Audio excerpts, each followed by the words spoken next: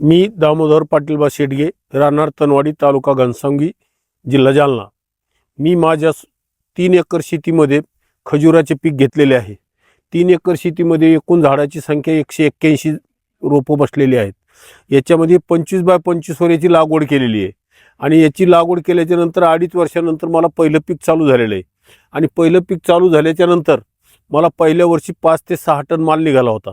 200 रुपये किलो प्रमाणे माझे जवळजवळ 8-10 लाख रुपये पहिल्या वर्षीचं उत्पन्न झालेलं आहे। दुसऱ्या वर्षी 10 टन माल निघाला होता, तर 18-20 लाख रुपये दुसऱ्या वर्षीचं उत्पन्न आहे आणि तिसऱ्या वर्षी 12-13 टन माल निघाला, तर दुसऱ्या वर्षीचं माझं कमी जास्त 25 ते 26 लाख रुपयाचं म्हणजे 22-23 लाख रुपये ते नेट पे झाले माझे।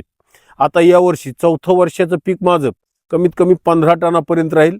15 टनाचे 25 ते 30 लाख रुपये होणं हे गरजेचं आहे आणि हे पीक असं आहे की बाकी इतर पिकाच्या तुलनेत जर विचार केला तर गेलेलं पीक जरी आलं तरी बाकीच्या पिकापेक्षा 4 पट 3 पट उत्पन्न देणारं हे पीक आहे। त्याच्यामुळं हे पीक परवडणार आहे। त्याच्यामुळे आणि इतर मालाच्या खर्चात, इतर मालाच्या मशागतीत परवडणारं म्हणजे याला कुठली खुरपण नाही, याला रासायनिक खत नाही, याला फवारणी नाही आणि एवढं काही नसताना म्हणजे याला लेबर लागत नाही। आणि सध्या शेतकरी हा लेबरच्या खूप मोठ्या अडचणीत आहे।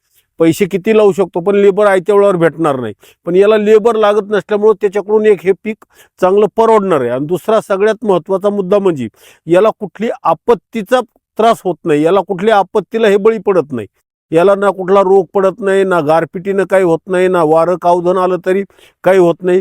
त्याच्यामुळं शेतकऱ्याला हे परवडणारं पीक आहे। शेतकऱ्याचं एक नेहमीच रडणं असतं की माल पिकत नाही, पिकला तर विकत नाही, विकला तर त्याला गिऱ्हाईक भेटत नाही, पण तसं नाही। हे पीक पिकतं बी भरपूर आणि विकतं बी भरपूर, कारण याला रस्त्यावरचंच गिऱ्हाईक भरपूर असते। कारण आता मला स्वतःचा अनुभव 2-3 वर्षाचा, म्हणून शेतकऱ्यांनी पिकण्यासाठी सोपं, विकण्यासाठी सोपं आणि भरपूर पैसा देणारं पीक हे असल्यामुळं लोकांनी ह्या पिकाला लावायला काही अडचण नाही।